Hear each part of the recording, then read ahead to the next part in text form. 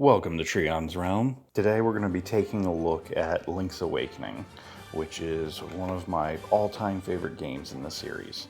This one is pretty important to me personally. While I've experienced most of the Zelda games when they first came out, there are a couple of exceptions that specifically Zelda 1, 2, and Link to the Past. Most of those I came in a little bit later, but they established my love for the series. Link's Awakening would be the first time that I was there from day one, and I absolutely love this game. I couldn't get enough information on it. I was digging through every Nintendo Power right back to the point where the game started out development as a port of Link to the Past for the Game Boy and eventually evolved into its own thing. And I couldn't be more thankful that it turned into what it turned into.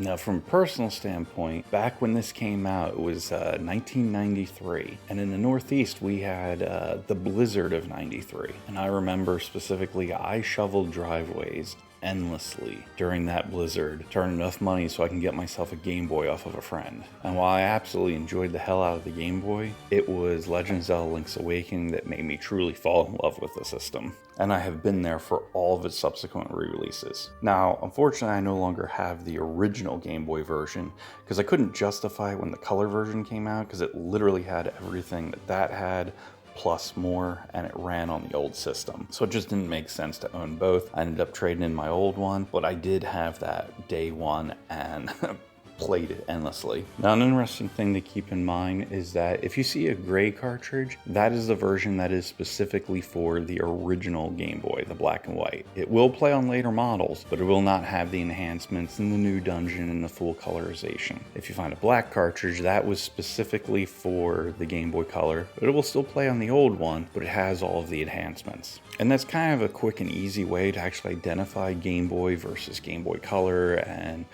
Game Boy Enhanced cartridges. So with a couple of exceptions, say stuff like Donkey Kong Land, which used a yellow cartridge, almost all original Game Boy cartridges were the classic gray color, much like an NES cartridge. Now, when the Game Boy Color came out in 1998, there were a lot of enhanced games that started coming out, which were games that played on the old system, but were enhanced to take advantage of the new hardware. Now, contrary to popular belief, the Game Boy Color is not a new piece of hardware. It is essentially an upgraded version of the original Game Boy. Think of it kind of like the PS4 Pro or the new Nintendo 3DS of its era. It had additional RAM, it had some internal upgrades, but by and by, it was essentially a souped-up Game Boy internally. And obviously, they added in a color screen, but it is still part of the original Game Boy line. While you have the enhanced cartridges that were black, anytime that you see a game that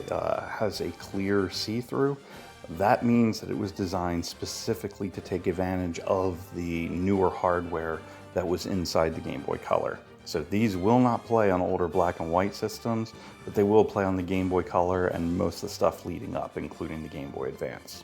Now that's out of the way, I gotta say, personally, I find Legend of Zelda Link's Awakening to be one of the greatest Game Boy games ever created. In terms of what it does with the hardware limitations and how it plays, I would go as far as saying it's nearly a perfect Game Boy game. Now, if you're wanting to play it physically, you have fewer options than past games, but it's actually not that bad. You have the original gray, black and white version.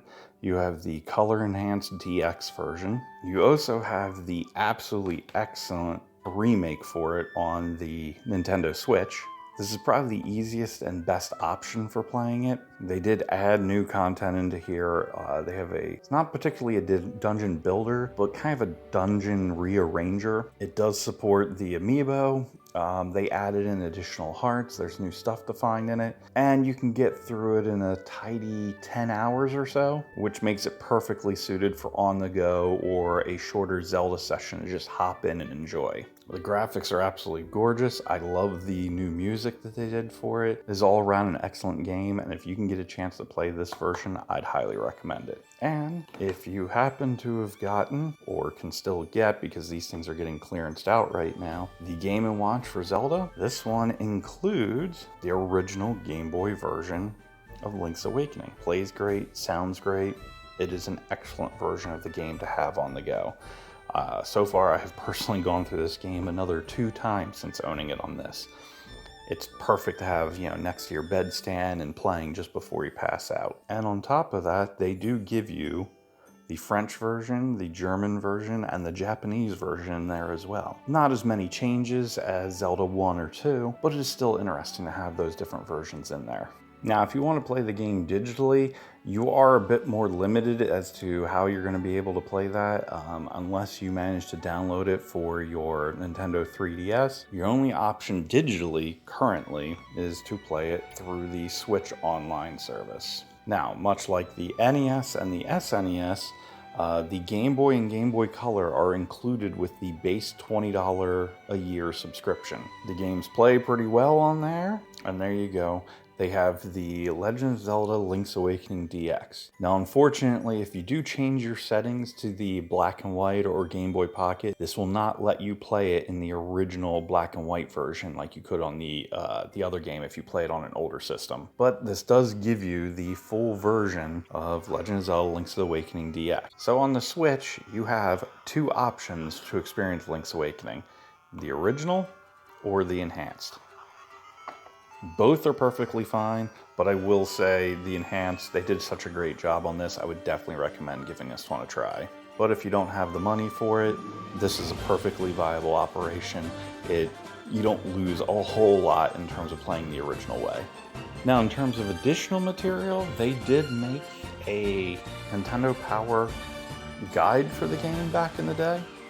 It's a great guide. It actually has some beautiful artwork in it. And it does revisit some of the earlier games in the series leading up to this one. And personally, I love this one just for the collection. Not to mention it has some nice flavor text in the way that everything's written, so it is enjoyable to just read through as a general strategy guide or book. Now, interestingly, when they did the DX version of the game, they did not reprint this guide in full color. What they did was, and unfortunately I don't have this one myself, but a friend of mine back in the day, when he ordered it after the DX version came out, and what they did was they gave you this exact same guide, but they would send you a single page. It was its own separate page that they sent you with the shipment, and it was in full color, and it covered the new dungeon that was in the game.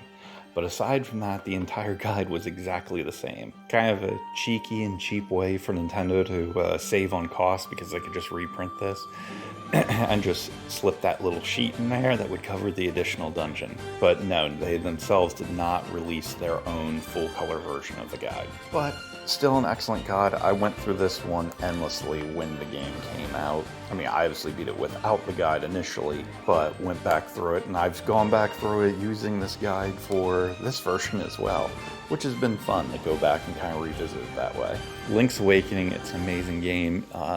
Currently, it's sitting in my top 5 list as one of my favorite games of all time in the series. Specifically, the fact that this is one of the ones I've probably gone back and replayed the most of the entire series, mainly because of its short length, its super tight gameplay. It's very enjoyable to just pop in and pop out, and you don't have as much of the setting up for dungeons and the story segments like you have in later versions of the game. So it makes it very accessible to just pop in whatever you want. Very similar to the way that Breath of the Wild is. Breath of the Wild also happens to be one of my most replayed games in the series.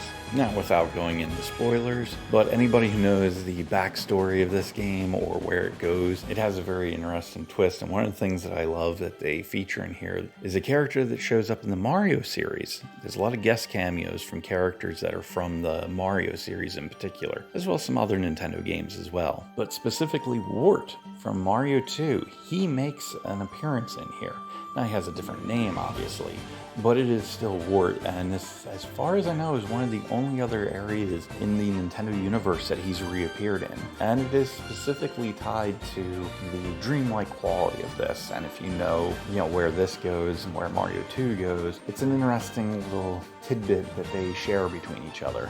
In terms of newcomers to the series, if you're looking to introduce someone to a classic style like the overhead playing Zelda, and you're looking for one of the most accessible entry points in the entire series, it would be hard hard to argue that this might be the perfect overhead game of the classic Zelda style to introduce someone to. Where do you guys stand with Link's Awakening? As I said, it's an all-time favorite for me, but I'm curious to see down in the comments what you guys think of it. I'm going to be continuing on with my Zelda marathon here. If you guys like this video and you'd like to see more, please subscribe and hit that like button. Thank you for watching, and I'll talk to you guys later.